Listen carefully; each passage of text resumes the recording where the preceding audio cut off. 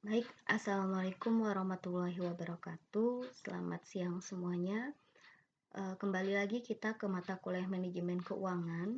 Kali ini bahasan kita mengenai investasi ataupun manajemen investasi yang khusus akan nantinya kita kaitkan dengan pelayanan kesehatan yang dicontohkan adalah rumah sakit. Baik, outline untuk materi hari ini ada 5 outline. Yang pertama kita akan membahas mengenai definisi investasi. Lalu yang kedua kita akan bahas mengenai jenis-jenis investasi. Yang ketiga kita akan membahas mengenai hasil dari investasi. Dan yang keempat kita akan membahas mengenai investasi di pusat layanan kesehatan. Dan yang terakhir untuk outline kita adalah membahas mengenai tahapan investasi dan analisis keputusan atau kelayakan investasi. Baik, kita masuk ke outline yang pertama mengenai definisi investasi. Investasi sendiri adalah sebuah langkah atau usaha yang dalam hal ini menempatkan uang atau dana dengan harapan memperoleh tambahan atau keuntungan tertentu atas uang atau dana tersebut. Itu untuk definisi investasi. Adapun jenis-jenis investasi, ya, pada dasarnya investasi itu dapat dibedakan dalam dua jenis, yaitu investasi nyata atau real investment, atau juga ada yang bisa bilangnya tangible investment. Lalu yang kedua, investasi keuangan atau financial investment, atau kadang juga ada yang bilang financial asset. Lalu apa yang dimaksud dengan investasi nyata? Investasi nyata adalah investasi yang dalam hal ini melibatkan aset berwujud, atau bisa kita katakan juga investasi nyata adalah investasi yang dapat kita lihat dan kita raba serta memiliki bentuk atau substansi yang nyata. Nah, contoh dari investasi nyata ini adalah investasi tanah, mesin, investasi pabrik, investasi ke sebuah real estate, investasi emas, perak, berlian, benda seni, barang antik, dan koleksi-koleksi barang berharga lainnya. Lalu, apa yang dimaksud dengan investasi keuangan? Investasi keuangan dalam hal ini melibatkan kontrak-kontrak tertulis, atau bisa kita katakan juga investasi finansial adalah surat berharga yang membuktikan hak atau kepemilikan untuk memperoleh kepentingan atas kekayaan yang bentuknya tampak atau tidak tampak, seperti saham ataupun juga obligasi. Nah, kemudian kita masuk ke outline ketiga mengenai hasil investasi. Hasil atau return ini dapat dipandang sebagai sebuah penghargaan dari suatu investasi. Nah, hasil dari suatu investasi itu bisa terdiri dari dua unsur, yaitu penghasilan berjalan atau kita kenal sebagai current income, lalu yang kedua adalah capital gain dan capital loss. Nah, penghasilan berjalan ini adalah penghasilan periodik, ya, yang diterima secara tunai atau cepat, yang kemudian dapat diubah menjadi tunai, yang bersumber dari kepemilikan sebuah investasi, misalnya dari investasi bunga obligasi, dari adanya dividen dari sebuah saham, sewa dari real estate. Lalu unsur yang kedua, capital gain dan capital loss. Capital gain sendiri adalah sebuah definisi mengenai kenaikan nilai karena harga jual investasi lebih tinggi daripada harga belinya. Sedangkan capital loss berupa penurunan nilai karena harga jual investasi lebih rendah dari harga belinya. Oke, kemudian kita mengaitkan tingkat hasil atau level of return yang dicapai atau diharapkan dari suatu investasi itu tergantung dari berbagai faktor, yaitu ada 3 faktor ya. Yang pertama sifat-sifat internal, lalu yang kedua kekuatan eksternal, dan yang ketiga adanya inflasi. Sifat-sifat internal ini contohnya seperti adanya jenis wahana investasi, cara pembelanjaannya, adanya klien dari emiten, dan juga manajemen yang mempengaruhi tingkat hasil. Lalu kekuatan eksternal ini berkaitan dengan perang, resesi, adanya peraturan baru, kebijaksanaan politik yang di luar kekuasaan emiten. Wahana investasi juga berpengaruh terhadap tingkat inflasi. Lalu inflasi itu sendiri juga ya salah satu faktor ini berkaitan pengaruh positifnya terhadap jenis wahana investasi, misalnya investasi real estate, dan pengaruh negatif jenis wahana lain, misalnya dari obligasi ataupun saham. Oke, sekarang kita menerapkan investasi di pelayanan kesehatan.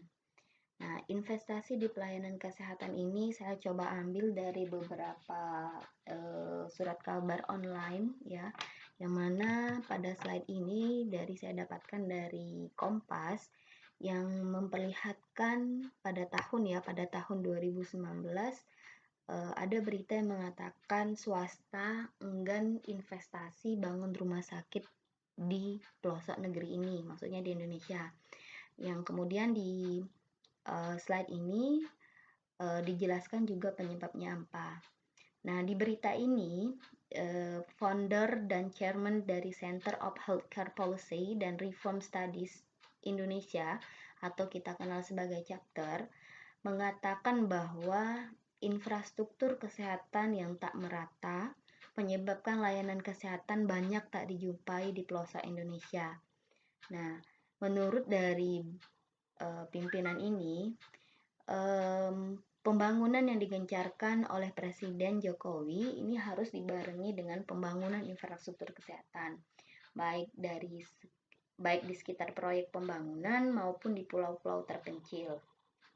Nah, permasalahannya dalam berita ini bahwa infrastruktur kesehatan itu sebenarnya dianggap penting atau tidak ya, karena dikatakan karena pembangunan rumah sakit saat ini masih di lokasi yang itu-itu saja, seperti Pulau Jawa gitu misalnya. Kemudian infrastruktur sekarang lebih secara fisik kepada pembangunan jalan. Nah, di sini dikatakan bahwa fasilitas kesehatan belum terjangkau dengan baik. Lalu saya mendapatkan dua berita yang 1 tahun berikutnya ya. Tadi 2019, ini berita tahun 2020. Di sini terlihat di koran Tempo, dari majalah Tempo, Ridwan Kamil, Gubernur Jawa Barat, mencari investor untuk bangun sebuah rumah sakit di Jawa Barat. Lalu slide gambar yang ketiga, berita dari Detik ya, berita dari Detik memperlihatkan judul bahwa lembaga keuangan dari negara Amerika Serikat membidik investasi rumah sakit dan hotel BUMN. Nah, ini beritanya di sekitar di bulan Februari dan bulan Januari 2020. Nah, dari berita Tempo ini seperti tadi Gubernur Ridwan Kamil Jawa Barat mengatakan bahwa investor yang bersedia membangun rumah sakit, ada investor ya mencari investor yang bersedia membangun rumah sakit di Jawa Barat. Nah, menurut informasi dari gubernur ini mengatakan bahwa Jawa Barat sendiri sebenarnya membutuhkan 23 rumah sakit baru untuk melayani 50 juta penduduknya.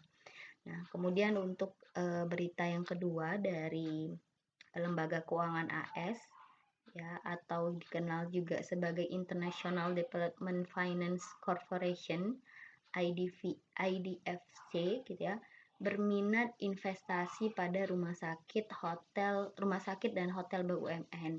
Nah, berita ini disampaikan oleh Menteri Koordinator Kemaritiman dan Investasi Bapak Luhut Binsar Panjaitan yang mendampingi Presiden Joko Widodo yang bertemu dengan bos IDFC tadi. Nah, di sini lagi-lagi sebenarnya terlihat bahwa proyek yang dibahas adalah sebenarnya proyek jalan tol ya, hingga proyek perikanan di Natuna. Namun di berita ini dikatakan bahwa pihak IDFC ini juga berminat membiayai investasi di rumah sakit dan hotel milik BUMN. Kalau kita lihat gitu ya, atau kita kaji, dalam pendirian sebuah rumah sakit itu tidaklah mudah. Karena rumah sakit sendiri memerlukan modal yang besar dan sumber daya manusia yang banyak. Yang dalam hal ini banyak dalam arti kualitas ataupun kuantitas. Nah, kualitas di sini dimaknai dengan banyaknya profesi yang bekerja di rumah sakit, seperti profesi dokter, perawat, penata laboratorium, penata anestesi, ahli, dan juga seperti ahli gizi. Nah, sedangkan untuk sisi kuantitas, ini adalah berkaitan dengan jumlah perawat yang dibutuhkan untuk melayani pasien di rumah sakit, dan ini perlu cukup banyak jumlahnya. Nah, sebenarnya juga saat ini masyarakat ataupun pasien-pasien kita ini sebenarnya sudah semakin cerdas dalam memilih layanan rumah sakit. Masyarakat ini lebih selektif dalam memutuskan menggunakan layanan rumah sakit mana yang akan dia tuju. Kemudian untuk masyarakat menengah ke atas itu cenderung memilih rumah sakit yang dapat memberikan pelayanan plus dengan kualitas cukup bagus. Dan perlu juga dilihat bahwa dalam masyarakat sendiri bagaimana rumah sakit menangani kecepatan dalam penanganan terhadap pasiennya. Kemudian yang dilihat juga oleh pasien adalah pelayanan yang ramah dan personal dan juga dari sisi kenyamanan. Nah, kebutuhan masyarakat akan layanan kesehatan juga semakin meningkat dan akan lebih baik lagi jika sarana kesehatan tersebut dapat dengan mudah dijangkau dari tempat tinggal masyarakat. Terlebih lagi jika rumah sakit tersebut menyediakan berbagai layanan spesialisasi dengan harga yang dapat dijangkau, serta memberikan layanan dengan kualitas yang cukup bagus. Investasi sebagai salah satu kebutuhan pokok di pusat layanan kesehatan itu bisa meliputi pengadaan sarana fisik, alat medik, alat non-medik, dan juga pengadaan sumber daya manusia. Nah, berbagai macam investasi dapat dilakukan di rumah sakit. Nah, berdasarkan konsep dari Handaru tahun 1996, berbagai jenis investasi di rumah sakit itu misalnya penggantian peralatan medik yang sudah lama dengan teknologi yang lebih baru atau teknologi tetap tetapi alatnya baru. Nah, bisa juga berkaitan dengan investasi perluasan perlengkapan modal yang sudah ada. Ini misalnya penambahan kapasitas dengan menambah ruangan bangsal. Lalu yang ketiga, perluasan atau penambahan garis produk baru dengan pembelian mesin atau peralatan baru yang belum pernah dimiliki. Contohnya, pengembangan operasi jantung di RSUP Karyadi Semarang dengan soft loan dari pemerintah Jerman.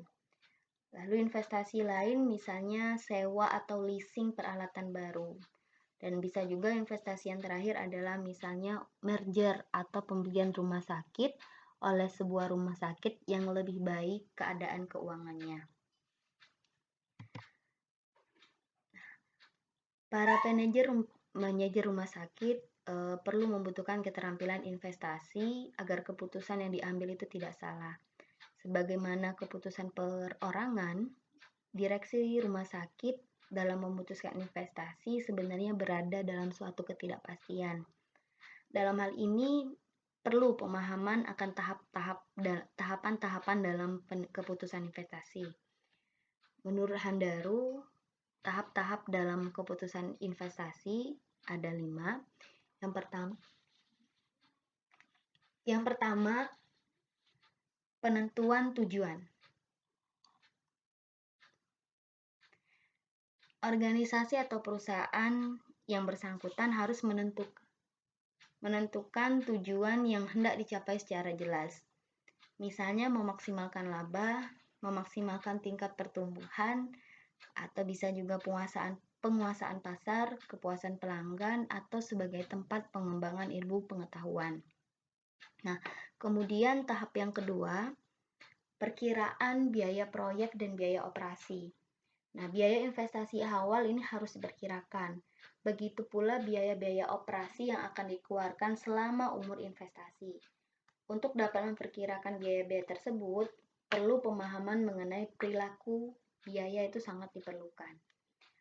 Lalu, tahap yang ketiga adalah berkaitan dengan perkiraan permintaan. Memperkirakan permintaan ini diperlukan untuk mengestimasi jumlah penerimaan atau pendapatan operasi yang diterima rumah sakit pada setiap periode selama umur investasi. Nah, pada saat memperkirakan permintaan ini, sebenarnya unsur ketidakpastian itu muncul. Nah, dalam kasus rumah sakit, ketidakpastian ini terkait dengan berbagai faktor demand, termasuk perubahan pola penyakit ataupun perilaku dokter. Lalu tahapan yang keempat, perhitungan tambahan aliran kas bersih. Aliran kas bersih perlu dihitung setelah mengetahui taksiran penerimaan, pengeluaran, kemudian pajak, ataupun biaya non-tunai yang dicadangkan. Prinsip yang digunakan dalam penghitungan aliran kas bersih ini antara lain sesudah pajak dan merupakan aliran kas tambahan atau incremental cash flow. Lalu yang terakhir, tahap dalam keputusan investasi adalah perhitungan nilai sekarang aliran kas. Nah, dengan menentukan taksiran aliran kas dengan suatu tingkat biaya modal perusahaan atau proyek, ini akan didapatkan nilai sekarang dari seluruh aliran kas yang dihasilkan proyek itu selama umur investasi. Nah, dalam menentukan investasi, diperlukan keputusan yang bijaksana atau juga kita katakan keputusan rasional. Hal ini dilakukan untuk menghindari adanya investasi berlebihan di tempat yang tidak tepat. Untuk juga menghindari struktur biaya tetap atau fixed cost yang tinggi, dan juga untuk menghindari ketidakmampuan dari rumah sakit mengantisipasi perubahan yang terjadi.